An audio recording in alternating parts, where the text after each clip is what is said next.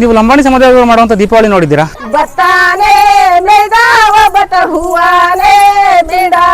ಹೆಣ್ಮಕ್ಳಿಗಂದ್ರೆ ಇದೇ ದೊಡ್ಡ ಹಬ್ಬ. ದೀಪಾವಳಿ ಹಬ್ಬಕ್ಕೆ ಅದರದೇ ಆದಂತ ವಿಶೇಷವಾದ ಸಂಪ್ರದಾಯಗಳು.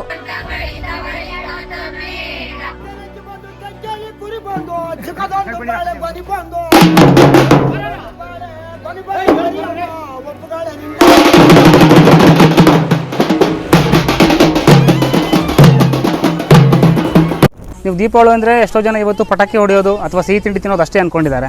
ಆದರೆ ಲಂಬಾಣಿ ಸಮುದಾಯದಲ್ಲಿ ಮಾಡ್ತಕ್ಕಂಥ ದೀಪಾವಳಿಯ ವೈಶಿಷ್ಟ್ಯತೆಯೇ ಬೇರೆ, ಅವರ ವೈವಿಧ್ಯತೆಯೇ ಬೇರೆ. ಇವತ್ತಿಗೂ ಆ ಒಂದು ಶ್ರೀಮಂತ ಸಂಸ್ಕೃತಿಯನ್ನು ಲಂಬಾಣಿ ಸಮುದಾಯದವರು ಉಳಿಸ್ಕೊಂಡು ಬಂದಿದ್ದಾರೆ, ಅದನ್ನು ಬೆಳೆಸ್ತಾ ಇದ್ದಾರೆ. ಅವರ ಪೂರ್ವಜರು ಕೊಟ್ಟಂಥ ಒಂದು ಸಂಸ್ಕೃತಿನ ಇವತ್ತಿಗೂ ನಡೆಸ್ಕೊಂಡು ಹೋಗ್ತಿದ್ದಾರೆ. ಈ ವಿಡಿಯೋದಲ್ಲಿ ಡೀಟೇಲಿಂಗಾಗಿ ನೋಡ್ತಾ ಹೋಗೋಣ ಅವರ ಹಬ್ಬದ ವಾತಾವರಣ ಹೇಗಿರುತ್ತೆ ಅವ್ರ ಊರುಗಳಲ್ಲಿ ಅನ್ನೋದನ್ನು. ಎಲ್ಲರಿಗೂ ನಮಸ್ಕಾರ.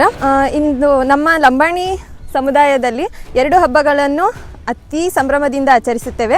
ಅದರಲ್ಲಿ ಒಂದು ತೀಜ್ ಅಂದರೆ ಗೋಧಿ ಹಬ್ಬ ಅಂತ ಕರೆಯಲಾಗುತ್ತದೆ, ಇನ್ನೊಂದು ದೀಪಾವಳಿ ಹಬ್ಬ.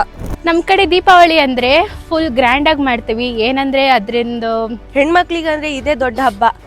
9 ಥರ ಹೂ ತಂದು ಮನೆಗೆಲ್ಲ ಸಗಣಿ ಇಟ್ಟು ಹೆಣ್ಮಕ್ಳೆಲ್ಲ ಪೂಜಿಸುವಂಥ ಹಬ್ಬ ಇದು. ಗ್ರ್ಯಾಂಡಾಗಿ ಮಾಡ್ತೀವಿ ಸಖತ್ತು. ದೀಪಾವಳಿ ಹಬ್ಬಕ್ಕೆ ಅದರದೇ ಆದಂಥ ವಿಶೇಷವಾದ ಸಂಪ್ರದಾಯಗಳು ಮತ್ತು ಮಹತ್ವಗಳಿವೆ. ಅದರಲ್ಲಿ ನಾವು ಆಚರಿಸುವುದು ಅತ್ಯಂತ ಸಂಭ್ರಮದಿಂದ ಆಚರಿಸುತ್ತೇವೆ. ಇಂದು ಬೆಳಗ್ಗೆ ಊರಿನ ಎಲ್ಲ ಕನ್ಯೆಯರು ಅಂದರೆ ಮದುವೆ ಆಗದಿರೋಂಥ ಎಲ್ಲ ಹುಡುಗಿಯರು ಬೆಳಗ್ಗೆನೇ ಎದ್ದು ಸ್ನಾನಗಳನ್ನು ಮುಗಿಸಿ ಬೆಟ್ಟ ಗುಡ್ಡಗಳಿಗೆ ಹೋಗಿ ಹೂವನ್ನು ಕೀಳುತ್ತಾರೆ.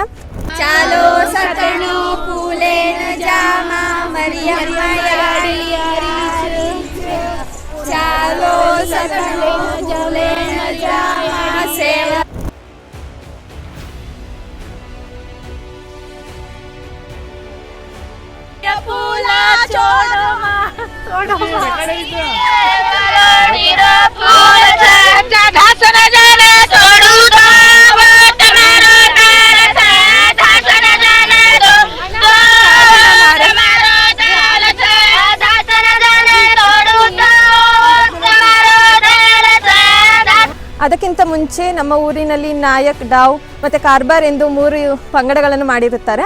ಅದರಲ್ಲಿ ನಾಯಕ್ ಮನೆತನದಿಂದ ಪೂಜೆ ಸಾಮಗ್ರಿಗಳನ್ನು ತೆಗೆದುಕೊಂಡು ಬಂದು ಬುಟ್ಟಿಯಲ್ಲಿ ತಂದು ಹೂಗಳಿಗೆ ಪೂಜೆ ಮಾಡಿಕೊಂಡು ಹೂ ಕಿತ್ತುಕೊಂಡು ಹೋಗುತ್ತಾರೆ.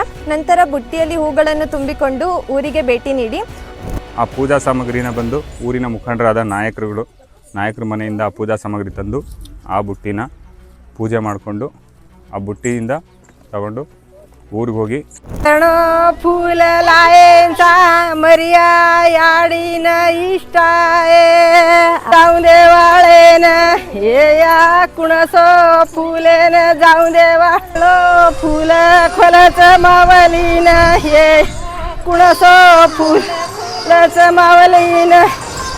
ಊರಿನ ಮುಖ್ಯ ಸ್ಥಳವಾದ ದೇವಸ್ಥಾನ ಅಂದರೆ ನಾವು ವಿಶೇಷವಾಗಿ ಪೂಜೆ ಮಾಡುವುದು ಮರಿಯಮ್ಮ ಮತ್ತು ಸೇವಾಲಾಲ್ ಅಂತ.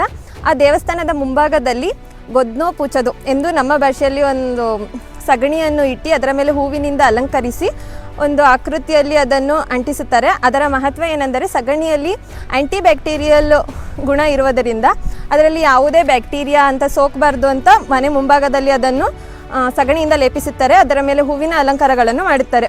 ಇದನ್ನು ಮಾಡಿದ ಎಲ್ಲ ಕನ್ಯೆಯರು ಇದರ ಮೂಲಕ ನಮ್ಮ ಊರಿನ ಎಲ್ಲ ರೈತರಿಗೂ ಒಳ್ಳೆಯದಾಗಲಿ ಎಂದು ಕೋರಿಕೊಳ್ಳುತ್ತಾರೆ.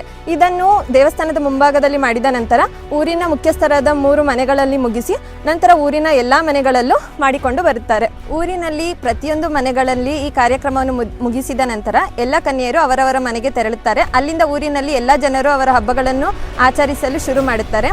ಸುಮಾರು 11 ಅಥವಾ 12 ಗಂಟೆಗೆ ಅವರವರ ಮನೆಗಳಲ್ಲಿ ಅವರು ಹಿರಿಯರಿಗೆ ಎಡೆಗಳನ್ನು ನೀಡುತ್ತಾರೆ. ಅದನ್ನು ದಬುಕಾರ್ ಎಂದು ನಾಮಪದದಿಂದ ಉಪಯೋಗಿಸುತ್ತಾರೆ. ಅಲ್ಲಿ ದಬುಕಾರ್ ಎಂಬ ಕಾರ್ಯಕ್ರಮ ಮುಗಿದ ನಂತರ ಎಲ್ಲರೂ ಹೊಸ ಬಟ್ಟೆಗಳನ್ನು ಧರಿಸಿಕೊಂಡು ದೇವಸ್ಥಾನದ ಮುಂಭಾಗದಲ್ಲಿ ಬಂದು ದೇವರ ಉತ್ಸವವನ್ನು ಮಾಡಲಾಗುತ್ತದೆ.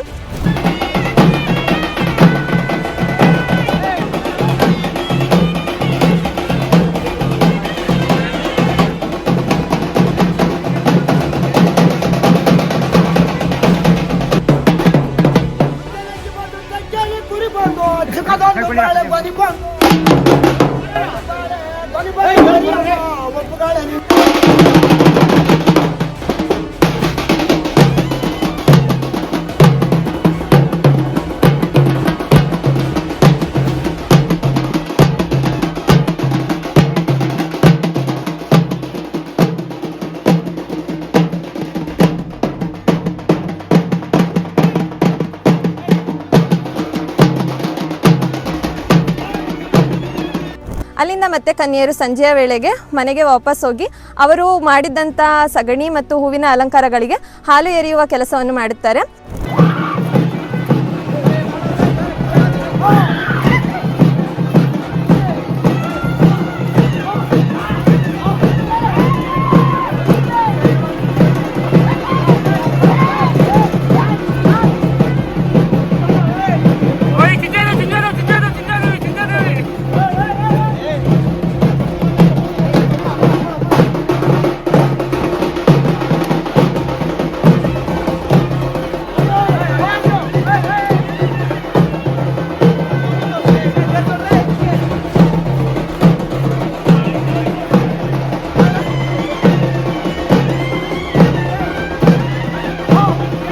ಹಾಗೂ ಲಂಬಾಣಿ ಸಮುದಾಯದಲ್ಲಿ ಇನ್ನೊಂದು ವಿಶೇಷವಾದ ಕಾರ್ಯಕ್ರಮ ಎಂದರೆ ಅದು ಮೇರ.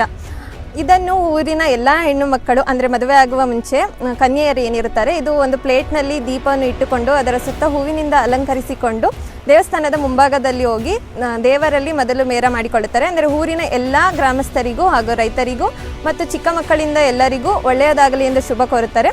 ಇದಾದ ನಂತರ ಊರಿನ ಮುಖ್ಯಸ್ಥರಾದ ನಾಯಕ್, ಡಾ ಮತ್ತು ಕಾರ್ಬಾರ್ ಇವರ ಮನೆಗಳಿಗೆ ಹೋಗಿ ಅವರ ಮನೆಯ ಎಲ್ಲ ಚಿಕ್ಕ ಮಕ್ಕಳಿಂದ ಹಿಡಿದು ವಯಸ್ಕರವರೆಗೂ ಎಲ್ಲರಿಗೂ ಒಳ್ಳೆಯದಾಗಲಿ ಎಂದು ಶುಭ ಕೋರುತ್ತಾರೆ. ಅವರ ಮನೆಯಲ್ಲಿರುವ ಎಲ್ಲ ಕತ್ತಲೆಗಳು ತೊಲಗಿ ಅವರಿಗೆ ಶುಭವಾಗಲಿ ಎಂದು ಹಾರೈಸುತ್ತಾರೆ.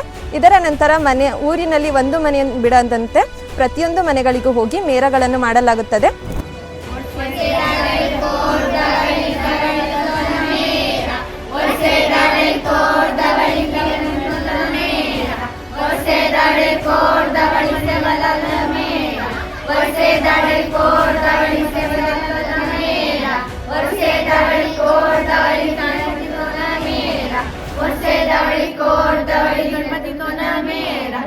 ಇದಾದ ನಂತರ ಎಲ್ಲರೂ ಖುಷಿಯಿಂದ ಪಟಾಕಿಗಳನ್ನು ಹೊಡೆದಿ ಸಂಭ್ರಮವನ್ನು ಆಚರಿಸುತ್ತಾರೆ. ಹೀಗೆ ದೀಪಾವಳಿ ಕಾರ್ಯಕ್ರಮವು ಅಂತ್ಯವಾಗುತ್ತದೆ. ಅತ್ಯಂತ ಆಡಂಬರದಿಂದ ಮತ್ತು ಸಂಭ್ರಮದಿಂದ ಇದನ್ನು ಆಚರಿಸಲಾಗುತ್ತದೆ.